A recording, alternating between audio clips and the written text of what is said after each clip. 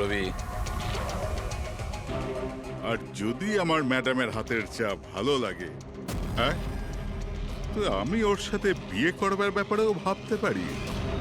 উকিল বাবু, এ কিন্তু বড্ড বাড়াবাড়ি করছে।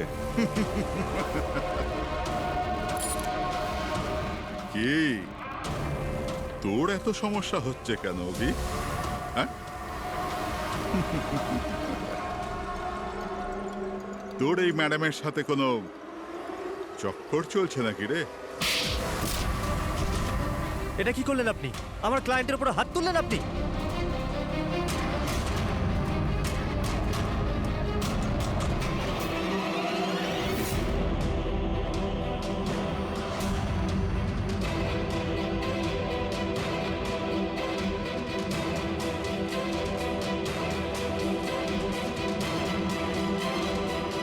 Sir? Sir, he's dead. কি?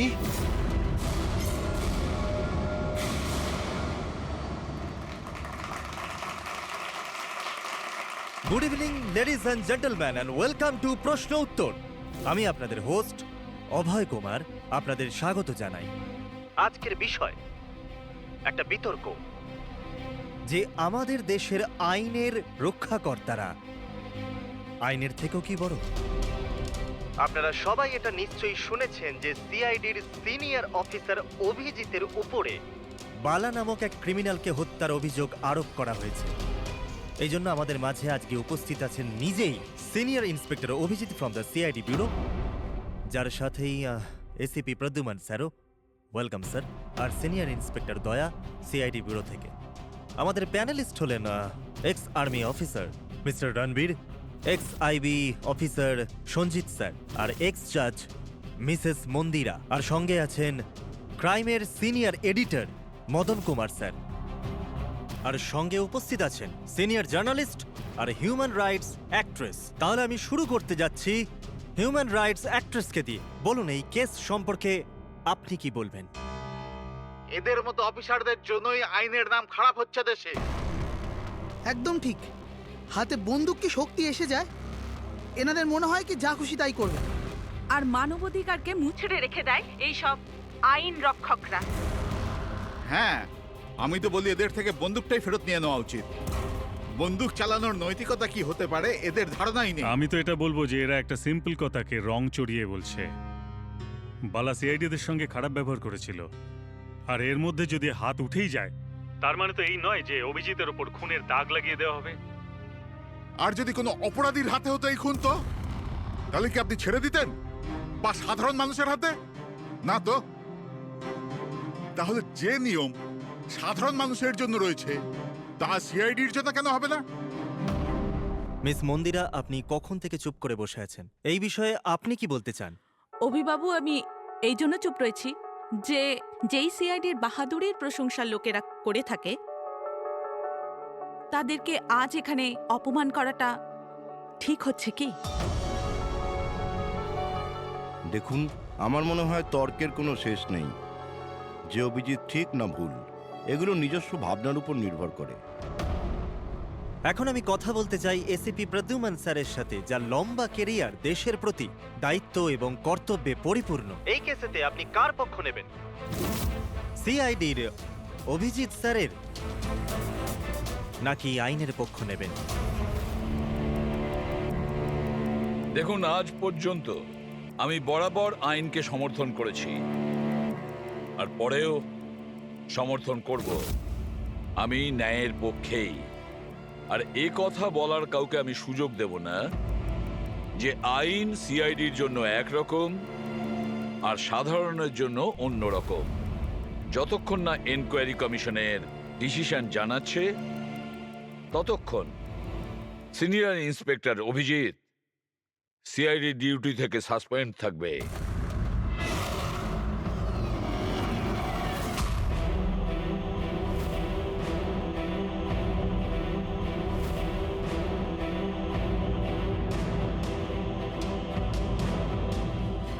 এক মিনিট স্যার।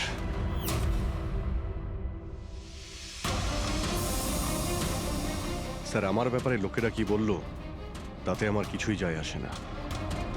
এইমাত্র আপনার মুখ থেকে যা শুনলাম তাতে খুব কষ্ট হচ্ছে স্যার। যা কিছু হয়েছিল আপনার সামনেই হয়েছিল, আপনিও ওইখানে ছিলেন। আপনার বুকে হাত দিয়ে বলুন তো স্যার, আমি কি ইচ্ছে করে ওই লোকটাকে মেরেছি? আর যদি আপনার উত্তর হ্যাঁ হয়, তাহলে আমি আদালতের সিদ্ধান্ত শোনার আগেই নিজে গিয়ে ফাঁসি কাটে ঝুলে পড়বো স্যার। অভিজিৎ, রিল্যাক্স। না দয়া, অনেক হয়েছে। এরকম অনেকবারই হয়েছে। অনেক সময় দেখেছি কিছু মানুষেরা আমাদের উপরে অপবাদ দেয়, আর স্যার আমাদের পক্ষে থাকার বদলে আমাদের সাসপেন্ড করে দেন। আর আপনারা বড় বড় কথা বলছিলেন মানবাধিকারের।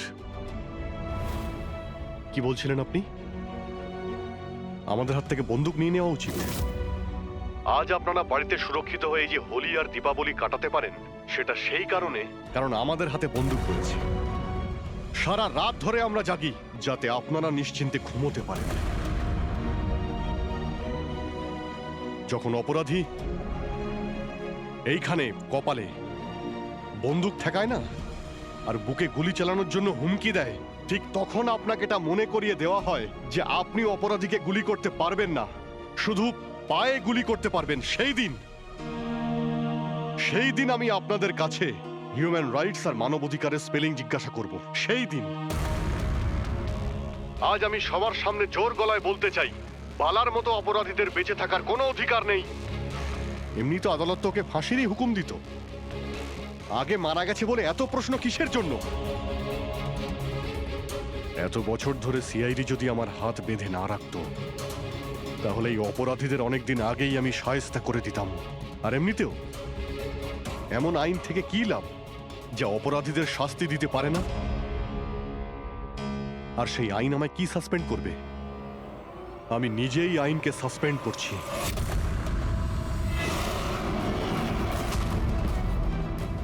মনে সাহস আর পকেটে রেজিগনেশন নিয়ে আমি সবসময় করি।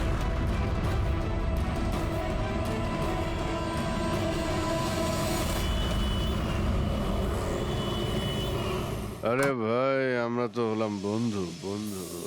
কি চাই বলো তোমার? এই আমার বন্ধুর জন্য সব নিয়ে এসো আজকে, তুমি আর আমি মিলে। এই চল চল। অভিজিৎ, কি হয়েছে কি তোমার? কোন জায়গায় বসে আছো তুমি? আর কি ধরনের লোক আছে সাথে? চলো ওঠো ওঠো, চলো বাড়ি চলো। কোথায় যাব? সিআইডি ব্যুরোই তো আমার বাড়ি ছিল, আর ওখানে যাওয়ার আমার পারমিশন নেই। স্যার, সব ঠিক হয়ে যাবে। আপনি এখান থেকে চলুন। সব ঠিক হয়ে যাবে? এর থেকে আর কি ঠিক হবে? আর এখন আমি সিআইডি অফিসার নই। কোনো হিউম্যান রাইটস, কোনো এনকোয়ারি কমিশন আমার কিছুই করতে পারবে না। সমস্ত অপরাধীদের খুঁজে খুঁজে মারবো আমি, আর তোমরাও আমার কিছুই করতে পারবে না। আর না তোমার ওই এসএপি প্রদ্যুমান। যাও তোমরা ওর কাছে যাও, তোমাদের মুখ আমি দেখতে চাই না। যাও। অভিজিৎ, তুমি সজ্ঞানে আছো? তুমি জানো তুমি কি বলছো? ছাড়ো না ভাই, যদি তুমি সত্যিকারের বন্ধুই হতে না, তাহলে ওই দিনই প্রমাণ করে দিতে আজ এই সমস্ত ন্যাকামি করার কোনো প্রয়োজন নেই। কি বললে তুমি? নাটক? তোমার এটা নাটক মনে হলো? আবার কি? ঠিক বলেছ, একদম ঠিক বলেছ। স্যার, যাও যাও, তুমিও যাও।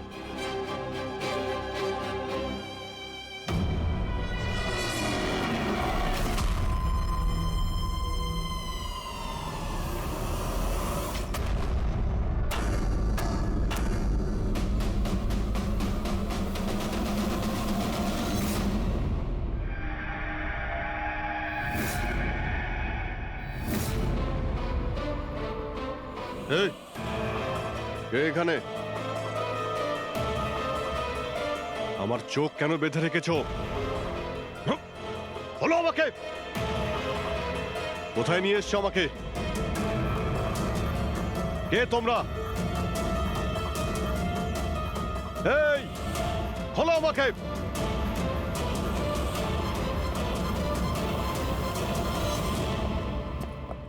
কে তোমরা? হ্যাঁ, চোখ থেকে ওটা খোলো।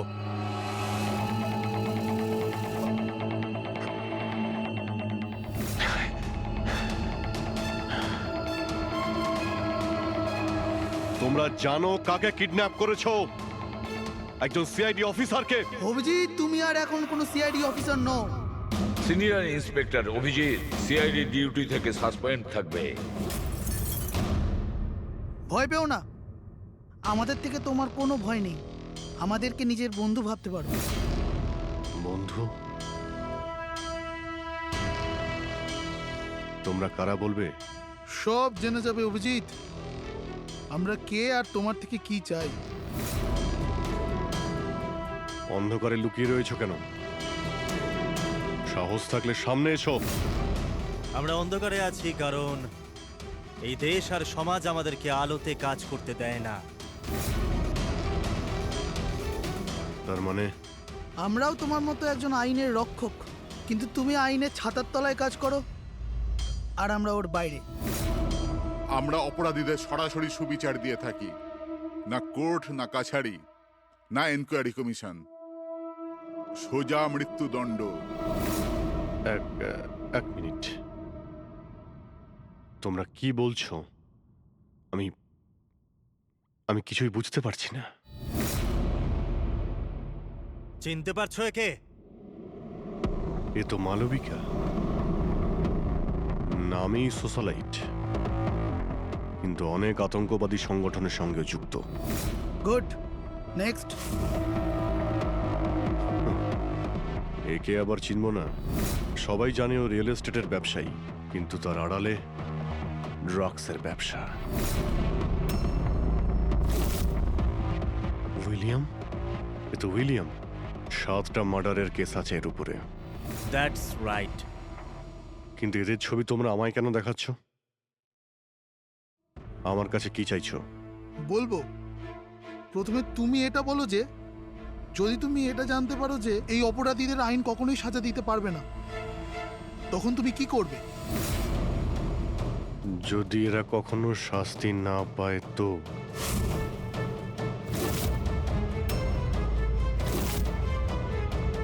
তো আমি এদের নিজেই মারব।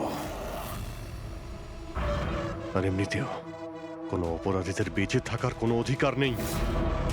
সবাইকে পিষে মেরে ফেলা উচিত, সবাইকে। Very good. তোমার ভেতরে এই রকমই উদ্যম আর সাহস দেখতে চেয়েছিলাম আমরা। আমি তোমার যন্ত্রণা বুঝতে পারি অভিজিৎ। যদি বালা ভুল করে মরেও যায় তাতে কি আর হবে? ছিল তো ও একটা অপরাধী, না? এবার তুমিই বলো অভিজিৎ, এত বছরের চাকরির এই যে পুরস্কার পেয়েছো তুমি, এটা কি ঠিক? এদের মতো অফিসারদের জন্যই আইনের নাম খারাপ হচ্ছে দেশে। আর মানবাধিকারকে মুছড়ে রেখে দেয় এই সব আইন রক্ষকরা। হাতে বন্দুক কি শক্তি এসে যায়? এনাদের মনে হয় কি যা খুশি তাই করবে। না, এটা একদমই ঠিক নয়।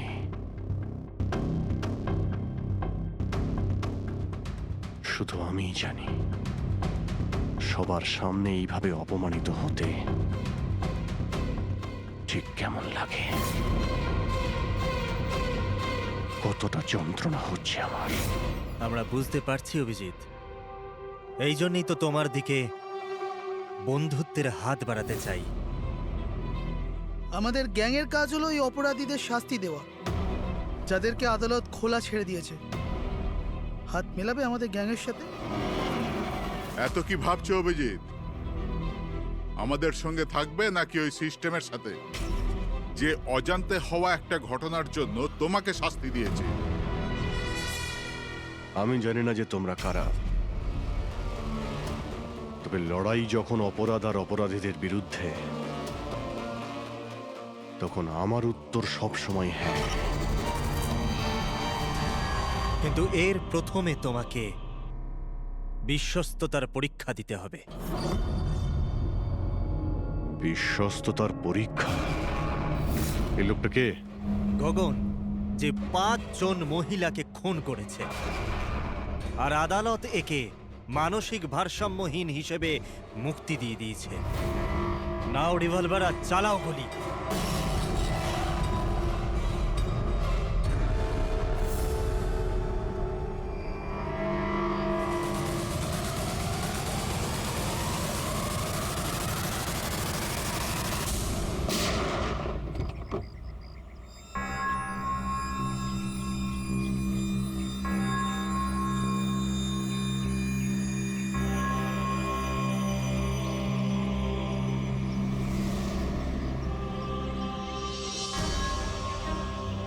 আমাদের ফোনের অপেক্ষা করবেন।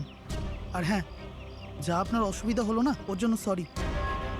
আর একটা কথা মাথায় রাখবেন, ফোন সবসময় নিজের সাথে রাখবেন। যদি বাথরুম যেতে হয় তবেও।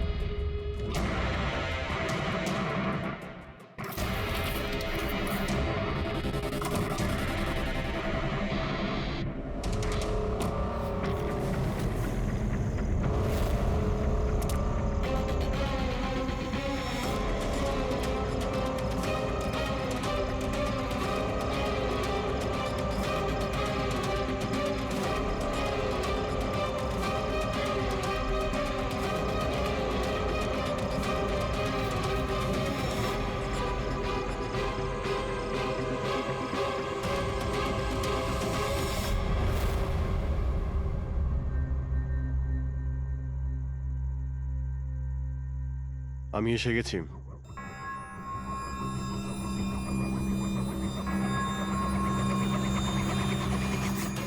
আমাদের সন্দেহই ঠিক। মানে যে গল্পটা আমরা ফেদেছিলাম সেটা বিশ্বাস করেছে ওরা। এটা তো হওয়ারই ছিল। যে জালে ওরা ফেসেছে সেটার প্ল্যান আমরা 1 মাস আগেই করেছিলাম।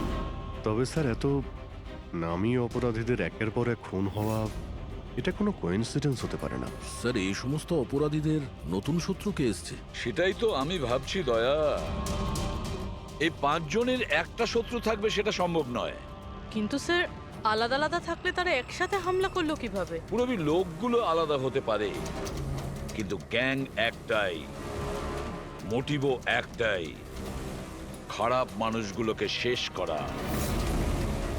কিন্তু আইনকে নিজের হাতে নিয়ে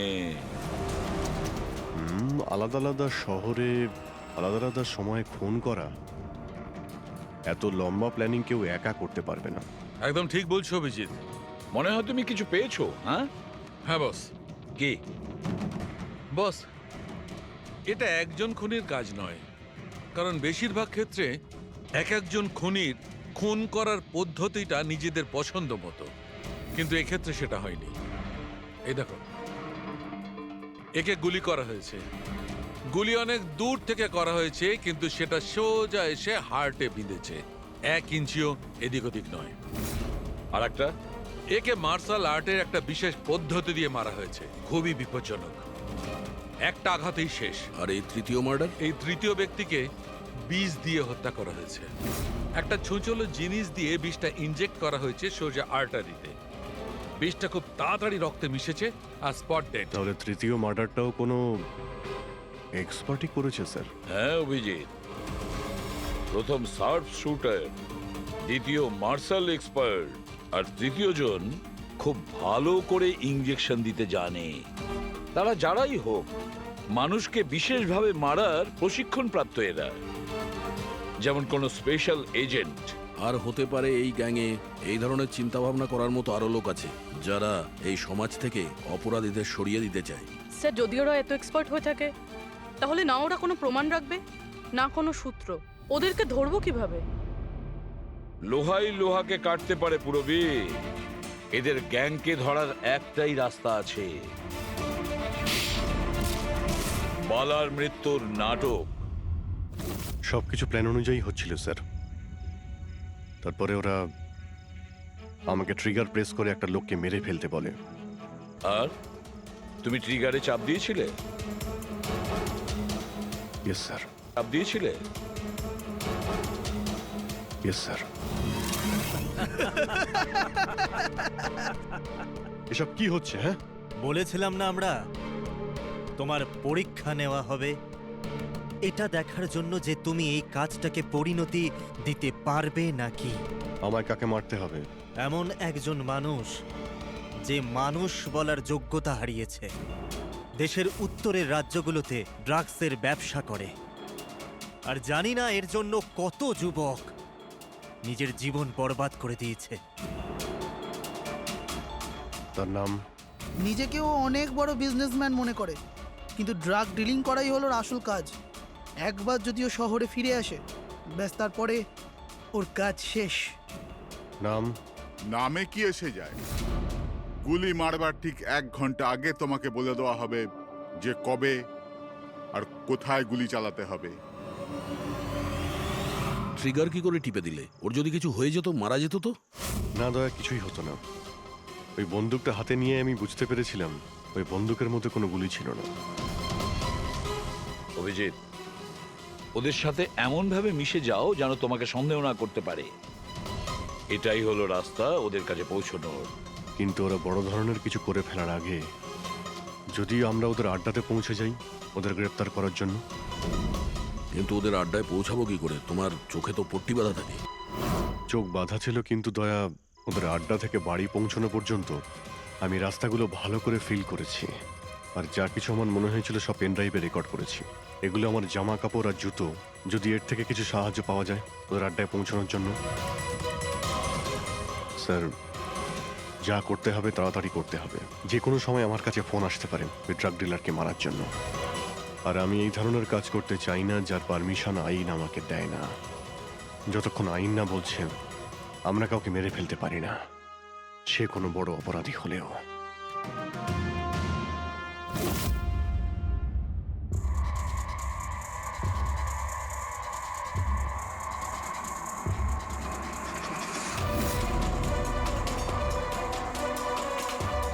ভালো করে শুনুন, প্রায় 1.5 ঘন্টা লেগেছিল ওদের আড্ডা থেকে আমার বাড়িতে ফিরতে। গাড়ির স্পিড 60-এর উপরে যায়নি। 15 মিনিট গাড়ি ট্রাফিক জ্যামে আটকে ছিল। 10-15, আর ঠিক ওই সময় কাউকে শ্মশানে নিয়ে যাওয়া হচ্ছিল। আর হ্যাঁ, যখন আমি আড্ডা থেকে বেরিয়েছিলাম তখন ওখানে কোনো মন্দিরে আরতি হচ্ছিল যা মাইকে বাজছিল। প্রায় সব মিলিয়ে 6টা সিগন্যালে গাড়ি দাঁড়িয়েছিল, আর প্রায় 5টা ফ্লাইওভার ছিল। প্রত্যেকটা ফ্লাইওভার ক্রস করতে 40 থেকে 50 সেকেন্ড লেগেছিল। রেলওয়ে স্টেশন, একটা ফ্লাইওভারের নিচে রেলওয়ে স্টেশন ছিল যেখানে ট্রেনের অ্যানাউন্সমেন্ট হচ্ছিল। স্যার। হ্যাঁ বলো। এই দেখুন স্যার, এই দেখুন, অনিকেত কুমার স্যার। সিবিআই 2 দিন আগেই ওর সঙ্গে কথাবার্তা বলেছে। স্যার, দেশে অনেক জায়গায় ও ড্রাগসের ব্যবসা করে। এখন কোথায়? ফ্রেডি স্যার দেখছেন স্যার। স্যার, এটা প্যাডি, ধান। ও ধান। ওই যে তুমি অভিজিতের জামা থেকে যে সুতোটা এনেছিলে সেইটা একটা বস্তা সুতো, পাটের বস্তা। তাহলে ধান আর পাটের সুতো, তার মানে হচ্ছে এটা কোনো গোডাউন, কোনো একটা গোডাউনকে আস্তানা বানিয়েছিল ওরা। এমন একটা গোডাউন যেখানে সবজি বিক্রি হয় অথবা কোনো ধানের কল। স্যার, স্যার এই রুটটা নিয়েছে এরা। রুটটা সেই রকমই যেরকম অভিজিৎ স্যার বলেছে। আমার মনে হয় এটাই। Good job Purabi. হ্যাঁ ডক্টর সালুকে। কি অভিজিৎকে আনাজের গুদামে রাখা হয়েছিল? অনিকেত আজকে সকালেই গ্রিস থেকে ফিরেছে, এখন অব্দি অফিসেও যায়নি। আচ্ছা, গ্যাং থেকে ফোন আসবে অভিজিতের কাছে, আসবে ফোন।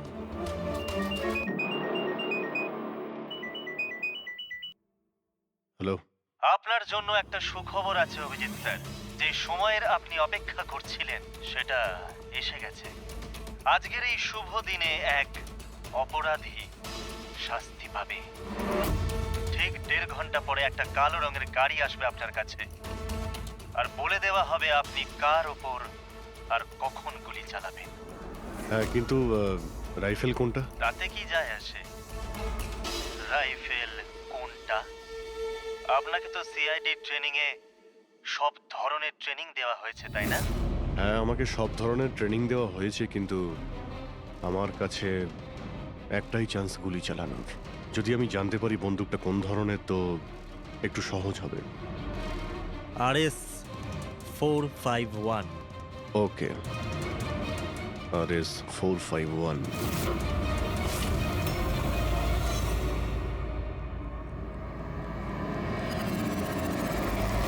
এটা কি বলছেন আপনি? আমার মৃত্যুর ভয় রয়েছে? তাহলে আমি যাবই না কোথাও, ঘরের মধ্যেই লুকিয়ে বসে থাকবো আমি। সমস্ত মিটিং ক্যান্সেল। অনিকেত, বাড়িতে লুকিয়ে থাকলে কোনো লাভ হবে না। ওরা প্ল্যান করে বসে আছে তোমাকে মারার জন্য। ওরা তোমাকে মেরেই ফেলবে। আপনারা কিছু করুন না, আপনারা সিআইডির লোক, বাঁচান আমাকে। বাঁচাবো আমরা তোমাকে। আর এবার গুলি আমাদের অফিসার তোমাকে করবে। তোমার জামার ভেতরে একটা বুলেট প্রুফ জ্যাকেট থাকবে আর কিছু রক্তের প্যাকেট। কিন্তু স্যার, লক্ষ্য এদিক ওদিক হয়ে গেলে, যদি গুলি মাথায় লেগে যেত? কিচ্ছু হবে না, কারণ গুলিটাও নকল থাকবে। আর হ্যাঁ, তুমি তোমার কর্মফল ভোগ করবে। তোমাকে শো করে ওই মাস্টার মাইন্ডকে আমরা আগে ধরবো। এবারে বলো, মিটিং এর জন্য কোথায় যাচ্ছিলে তুমি? পরের মিটিং 1 ঘন্টার মধ্যেই হবে। এই মলের বাইরে একটা লঞ্চে হবে। মলের বাইরে? হ্যালো, আমার মনে হচ্ছে মিশনটা ক্যান্সেল করতে হবে। কিন্তু কেন? বালা বেঁচে আছে।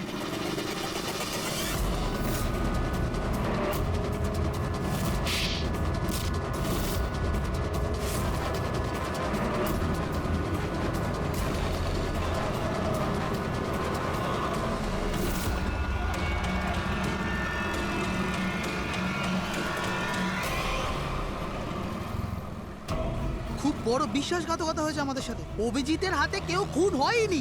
প্ল্যান ক্যান্সেল করব না আমরা। সিআইডি আর অভিজিৎকে এই বিশ্বাসঘাতকতার চরম মূল্য চোকাতে হবে।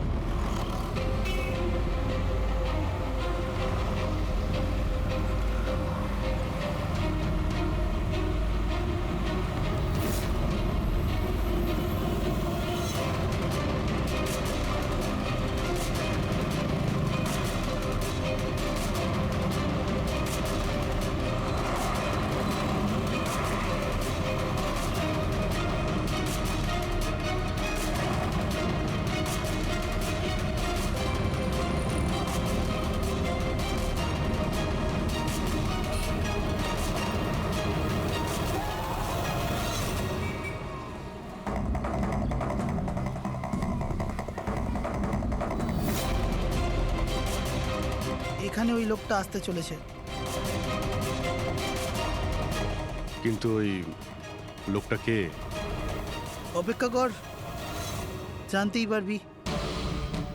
চল তোকে ওই জায়গাটা দেখাই, যেখান থেকে তোকে গুলি চালাতে হবে ওর উপর।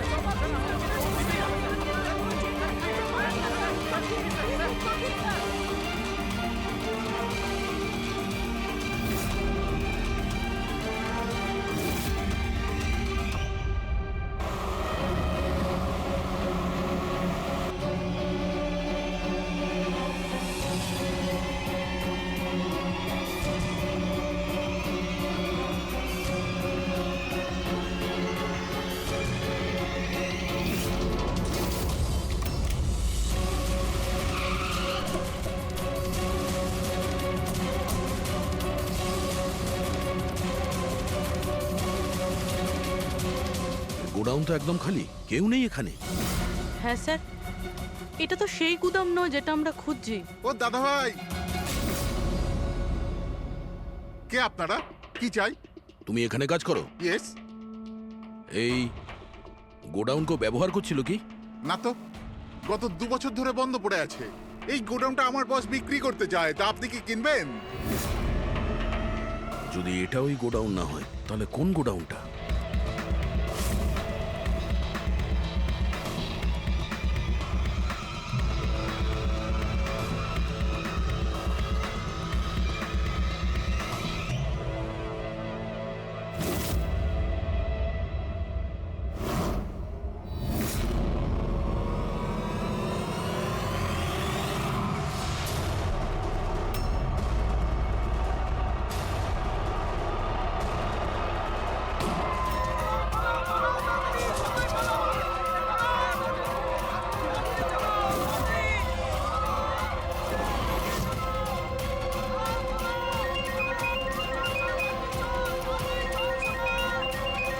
হ্যালো।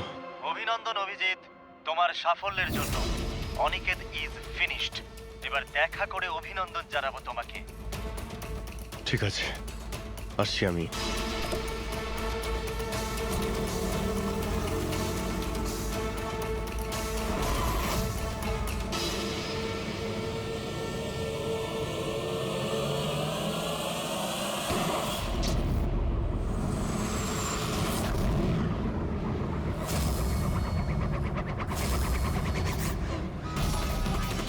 পঙ্কজ, ধরো, ছাড়বে না ওকে।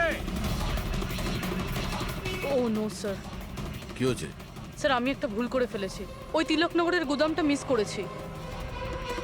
স্যার এই দেখুন স্যার, ওখানেও একটা মন্দির আছে, শ্মশান আছে, ফ্লাইওভার আছে আর রেলওয়ে ট্র্যাক। আচ্ছা, ওই গোডাউনটা না তো? কত দূর এখান থেকে? স্যার ট্রাফিক জ্যাম নিয়ে 40-45 মিনিট লাগবে। স্যার, অপরাধীরা জানতো আমাদের প্ল্যানটা। অভিজিৎ স্যারের নকল গুলি চালাবার কথা। অভিজিতের সামনে বিপদ, দয়াকে ফোন করতে হবে। দয়া, দেখো অনিকেতকে কেউ গুলি করেছে, আসল গুলি। হ্যাঁ, অভিজিতের সামনে বিপদ। ওদের আড্ডা জানতে পেরেছো? না স্যার, খুঁজছি। তাড়াতাড়ি তাড়াতাড়ি দয়া, আমাদের হাতে টাইম নেই।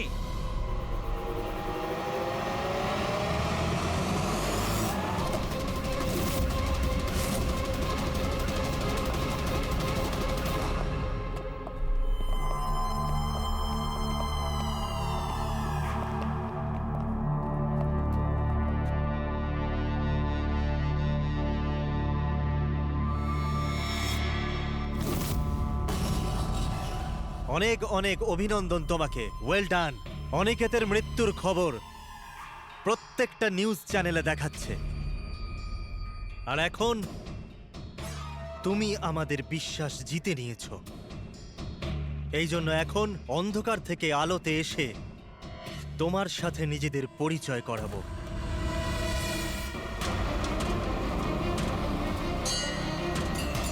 এই মন্দিরটা।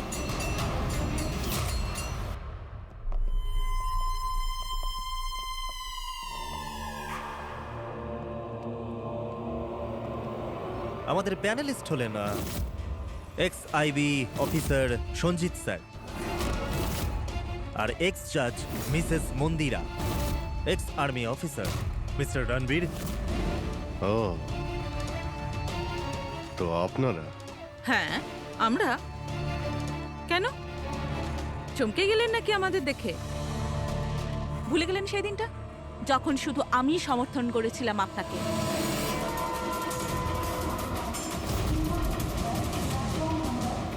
এই হচ্ছে রেলওয়ে স্টেশন। অভিজিৎ, আমাদের সবাইকার লক্ষ্য এক, অন্যায় সাফ করা। কিন্তু আপনাদের চতুর্থ সঙ্গী, ওনার কি হয়েছে? উনি কেন সামনে আসছেন না?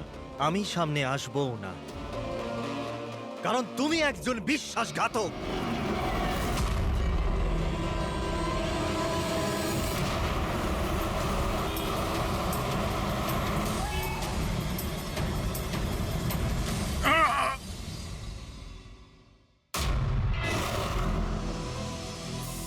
বালা বেঁচে আছে? হ্যাঁ, এ বেঁচে আছে, কারণ এই সব কিছু সিআইডির প্ল্যান মাফিক কাজ ছিল আমাদের ফাঁসানোর জন্য। আর এই হচ্ছে শ্মশান ঘাট। আর অনিকেত? সেও নিশ্চয়ই জীবিত আছে, নিশ্চয়ই এই অভিজিৎকে নকল গুলি মেরেছে। অভিজিৎ, এই বেইমানির জন্য একটাই সাজা, শুধু মৃত্যু, শুধুই মৃত্যু। তুমি আর বালা দুজনেই মরবে, দুজনেই। আর তোকে আমরা মারবো না, তোকে এ মারবে। আমি কেন? কেননা একজন বাহাদুর এবং সৎ ইন্সপেক্টরকে মারা আমাদের নীতির বিরুদ্ধে। চল, তুই মার, নইলে আমরা তোকে মারবো। ও তো আপনারা এমনিই মারবেন। না, আমরা তোমাকে আর একটা সুযোগ দেব। চালাও গুলি। নেবালা, পিস্তল নে। এই নে।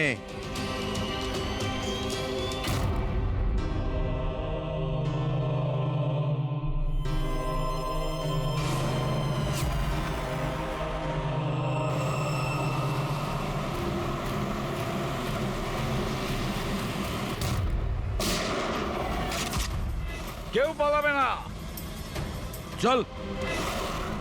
আমি আপনাদের হোস্ট অভয় কুমার।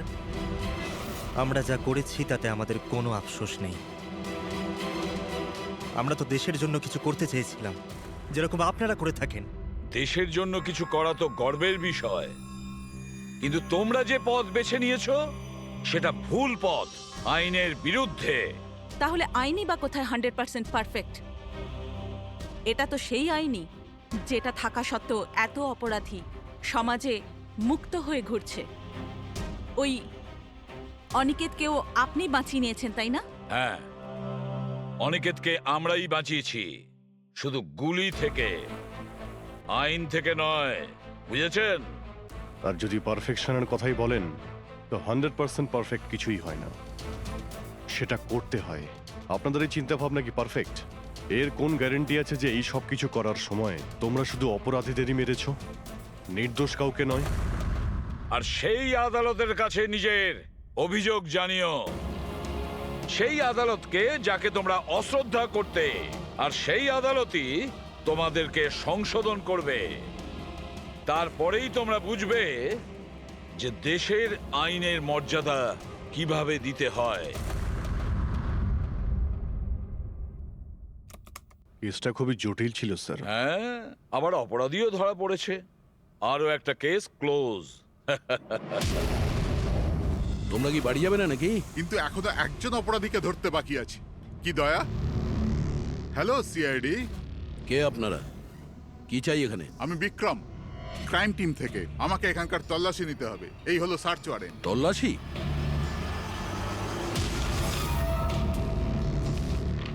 আমাদের আপনাদেরকে অনুরোধ যে আপনারা সবাই আমাদের সাথে কমপ্লিটলি কোঅপারেট করতে থাকবেন।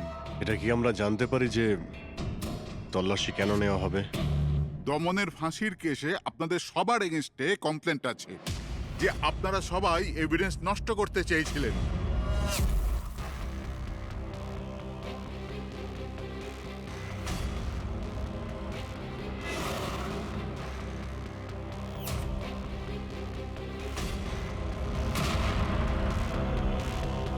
তল্লাশি শুরু করো। আপনাদের সবার ফোন রেকর্ড চেক করা হচ্ছে, আর আপনাদের সবার উপরে কড়া নজর থাকবে।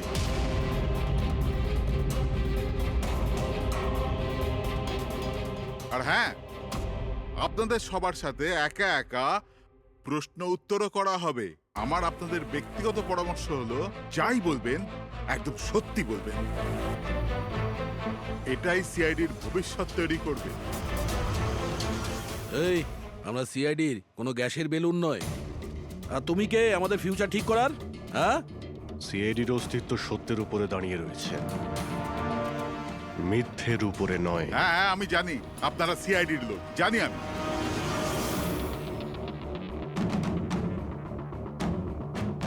কিন্তু আপনারা যেই হন, আইনের ওপরে কিন্তু নয়। আর এখন সময় চলে এসেছে আপনাদের আইনটা মনে করা দরকার। হ্যাঁ, সেটা আমরা জানি যে আইনের ঊর্ধ্বে আমরা নই, আর আমরা আইনের সুরক্ষা করি, আইনের রক্ষাকর্তা। আমরা সিআইডি, আর গর্ব করে আমরা বলি আমরা সিআইডি অফিসার। আর আমাদের প্রতিটা রক্তের বিন্দু, প্রত্যেকটা ফোঁটা সিআইডি দেশের জন্য সমর্পণ করছে।